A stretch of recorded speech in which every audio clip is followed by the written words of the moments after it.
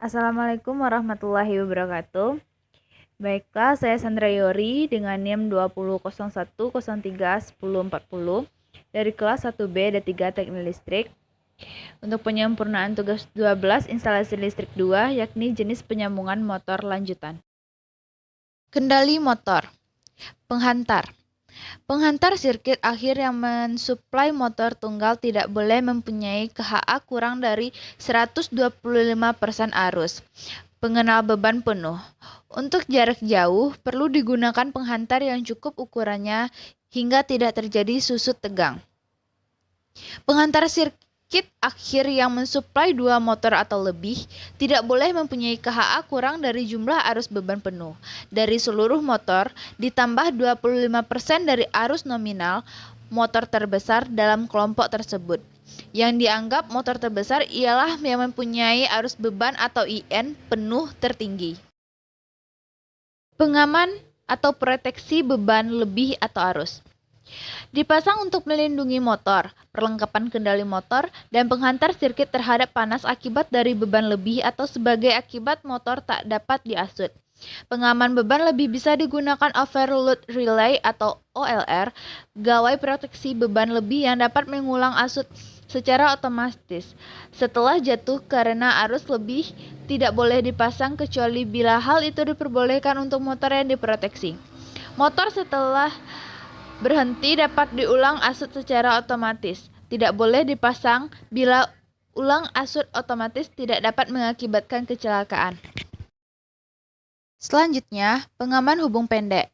Setiap sirkuit motor harus diamankan tersendiri terhadap beban lebih akibat hubung pendek kecuali motor berikut.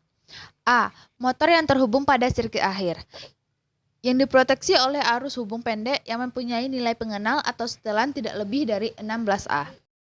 B. Gabungan motor yang merupakan bagian mesin atau perlengkapan asal setiap motor diproteksi oleh satu atau lebih relay arus lebih yang mempunyai nilai pengenal dan yang dapat menggerakkan sebuah saklar untuk menghentikan semua motor sekaligus. Dasar pemilihan dari pengaman arus hubung pendek dapat dilihat pada tabel berikut. Dasar pemilihan dari pengaman arus hubung pendek dapat dilihat pada tabel berikut. Jenis motor. Motor sangkar atau serempak dengan pengasutan bintang segitiga langsung pada jaringan dengan reaktor atau resistor dan motor fase 1. Untuk pemutus daya 250, pengaman lebur 400. Motor sangkar atau serempak dengan pengasutan autotransformator atau motor sangkar reaktansi. Pemutus daya 200, pengaman lebur 400. Motor rotor lilit atau arus searah, pemutus daya 150, pengaman lebur 400. Setelah untuk pertanyaan pada materi ini adalah, untuk perkembangan sebuah bengkel telah dipersiapkan beberapa motor yang akan dipasang. Semua motor dihubungkan pada tegangan 3 dikali 380 per 220 volt. Motor induksi 2,2 kW, 5,3 ampere dihubung secara dol.